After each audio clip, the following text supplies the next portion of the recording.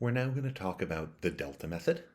This is a very useful tool for understanding the asymptotic behavior of estimators that at first glance can't be written directly as an empirical average, but can be written as a smooth transformation of either an empirical average or something that is asymptotically an empirical average.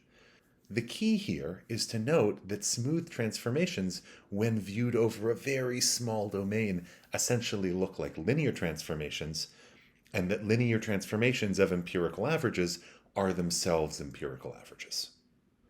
We're going to begin with an example we've mentioned before, and that is estimating the population standard deviation. Here, we imagine we have n observations, z1 to zn, drawn independently and identically from a distribution f on the real numbers, and we're imagining that we want to estimate sigma, that population standard deviation, and here we're also imagining that that value is finite.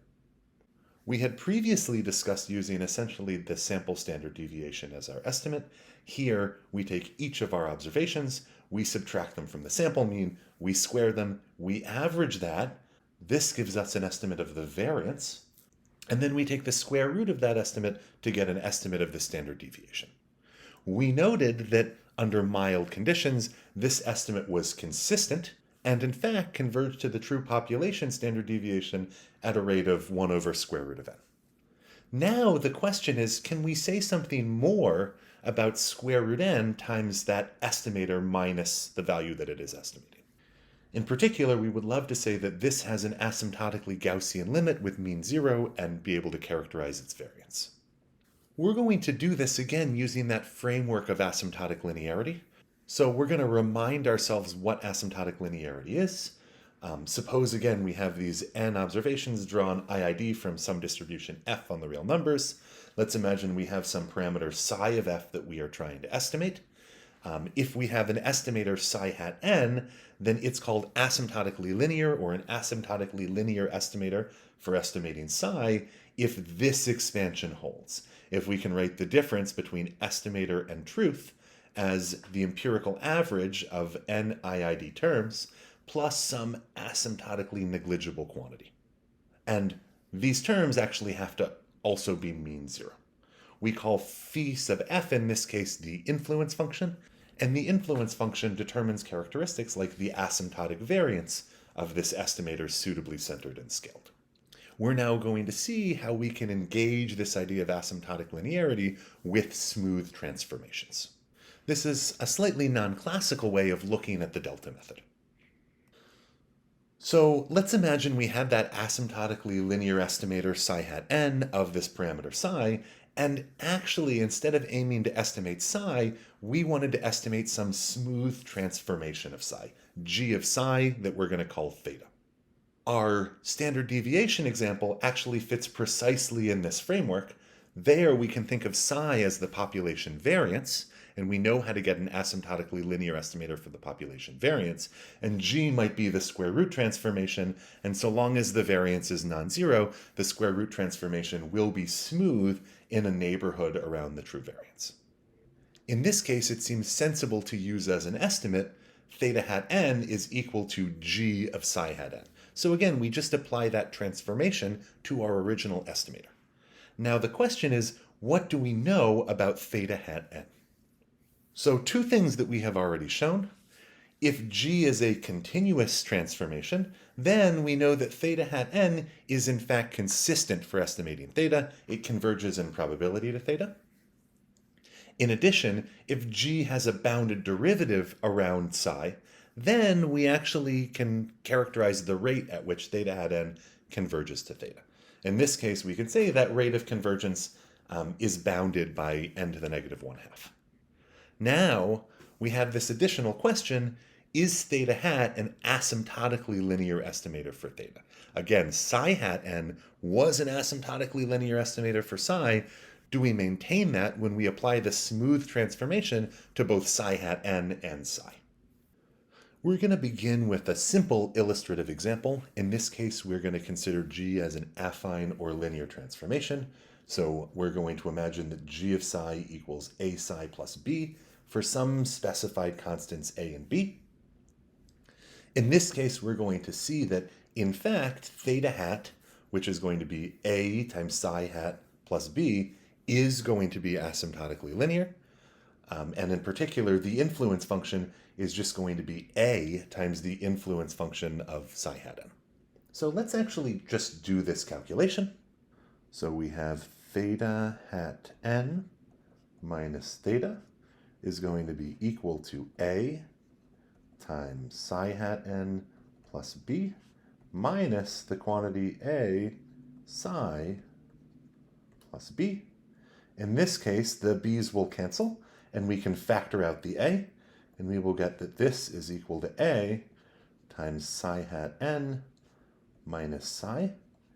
And if we now just substitute in that asymptotically linear form for psi hat n, we get that this is equal to 1 over n sum, I'm just moving the a in here, phi sub f of zi plus a times little op n to the negative 1/2. And since a is a constant, a times a sequence that converges to 0 at least as quickly as n to the negative 1/2 is still going to be a sequence that converges to 0 at least as quickly as n to the negative 1/2. So again, this equality just holds for this piece here. So what we get, exactly as we noted here, is that theta hat n minus theta has that nice asymptotically linear form, and the only thing that has changed is our influence function has been multiplicatively modified by precisely that amount a. Now we can use that idea to help us understand what happens for a general transformation G. To do this, we're going to engage with this idea of linearization, or using something like a Taylor series expansion, which is really key to asymptotic statistics, especially when engaging with nonlinear functions that are smooth, or at least have one derivative that exists. So here we're going to first note that psi hat n, asymptotically as n gets big, will stay very close to psi.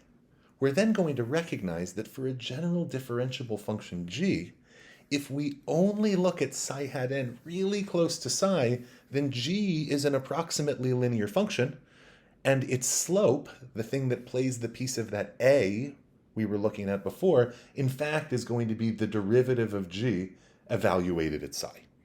So again, g of psi hat n is going to look roughly like this a times the difference between psi hat n and psi, how far psi hat n is from psi, plus the value of g at that truth psi.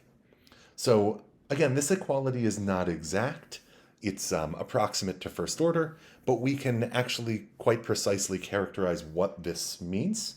And if this was exact, if this was an equality rather than an approximation, then we would exactly have this asymptotic linear representation below, where g of psi hat n minus g of psi is equal to this empirical average, where now, rather than the original influence function, we have the original influence function times the derivative of g evaluated at the population parameter value psi. Again, if this equality was exact, we would precisely have this, but maybe even with this equality not quite being exact, but an approximation, we can still show this. And this is the crux of what's sometimes called the delta method. So here we're going to give the delta method for influence functions in one dimension. Formally, it goes if psi hat n is an asymptotically linear estimator for parameter psi, with influence function that we're going to denote by phi sub f of z, and we have some transformation g that is differentiable at that true population parameter value psi, then if we take g and apply it to psi hat n, that estimator is an asymptotically linear estimator for g applied to psi, that parameter, and its influence function is given by the derivative of g evaluated at psi times that original influence function for psi hat n, phi sub f of z. We're going to prove this now, but for illustrative purposes, I'm going to add one more assumption. So I'm going to say assume that g has two derivatives that exist and are bounded, so I'll say g of x is bounded by some value c for all x in R. And this is not necessary, but I think it will help us better understand the remainder term in these associated expansions. So what does the proof look like? Well, we're just going to use a Taylor series expansion of g at psi hat n around psi. So let's write that out. So g of psi hat n is equal to g of psi plus psi hat n minus psi times the derivative of g evaluated at psi plus a remainder term. And we're going to use the standard second order remainder term here, psi hat n minus psi squared times the second derivative of, I'm going to write this as psi star n. Psi star n is going to be a parameter value that will depend on n that is between psi hat n and psi. Now we can move this over to the left-hand side, and we get g of psi hat n minus g of psi is equal to, and now we can substitute in here for the standard asymptotically linear expansion of psi hat n around psi. So I'm going to do all of this in one step, but it's going to look like 1 over n sum I equals 1 to n g dot psi phi sub f of zi plus little op n to the negative 1/2, right? And we actually exactly saw this before. This is just a constant now, right? So this follows from that previous calculation we did.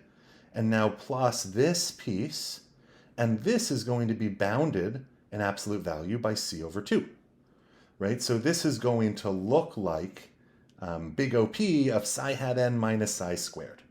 So I'm just going to write that plus big OP of psi hat n minus psi, the quantity squared. So we're very close, right? We just need to know how quickly this converges to 0. And in fact, we know that psi hat n minus psi converges to 0 at a rate of n to the negative 1/2. So when we square this, it converges to 0 at a rate of n to the negative 1. So this is in fact big OP of n to the negative 1. So it converges to 0 at a rate of n to the negative 1, or no more slowly than n to the negative 1, which means it converges to 0 at a rate of faster than n to the negative 1/2. So this whole piece, the sum of this and this, is in fact still little op n to the negative 1/2. So that completes our proof. We now have shown that g of psi hat n minus g of psi has this asymptotically linear form, right, is an empirical average of this new mean zero influence function, right, because this is a constant and this was originally mean zero, plus a remainder term that we have seen is little op n to the negative 1/2. As a reminder, we didn't actually need that assumption that g had a bounded second derivative, but it made that second order remainder term much easier to analyze. If we had not made that assumption, that remainder term would have been little op psi hat n minus psi, which is little op n to the negative 1/2, but would not necessarily have been big op n to the negative 1. Doing that calculation actually takes essentially no more steps. It just uses a different remainder formula for the Taylor series expansion, but it's a little bit more opaque, I think, in terms of looking at the remainder term and understanding the calculation.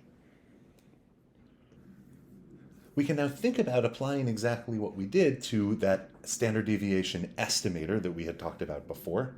Again, the estimator for the standard deviation was just the square root of the variance estimator we had been using. We note that this square root transformation has a derivative so long as the variance is non-zero, and that the derivative is quite easy to calculate. So what can we do? Well, we can just take that asymptotically linear expansion that we had for the variance estimator, and then we can take the derivative, we can plug in the true value of sigma squared in here, right? And then we end up multiplying our original influence function by, again, the derivative evaluated at the true sigma squared. And that gives us this new influence function. And so we then have this asymptotically linear form for the sample standard deviation. Sample standard deviation minus truth is the empirical average of these terms, right? These are mean zero terms, plus something that's asymptotically negligible. And from this, we actually get that sigma hat n minus sigma scaled up by square root n will have a Gaussian limit, and we can characterize its variance. Its variance is just going to be the variance of this influence function. There are lots of examples. Here's another simple kind of goofy example we could engage with. So let's imagine the mean of this distribution mu is greater than 0, and for some reason we wanted to estimate the log of the mean. So what might we do? Well, we might take the log of the sample mean as our estimator. Well, what's the behavior of the log of the sample mean? Okay, so we know that the sample mean is a linear estimator of mu, which also makes it an asymptotically linear estimator. And we know log is differentiable so long as the argument is, again, positive. Otherwise, log is undefined. So log is differentiable. We can calculate that derivative. We can plug in the true value mu, and then we can say, okay, so now if we look at log of the sample mean minus log of the population mean, that should also be asymptotically linear. And the influence function should be this original influence function times the derivative of the transformation evaluated at the true population parameter value. So times 1 over mu, and that gives us exactly this influence function.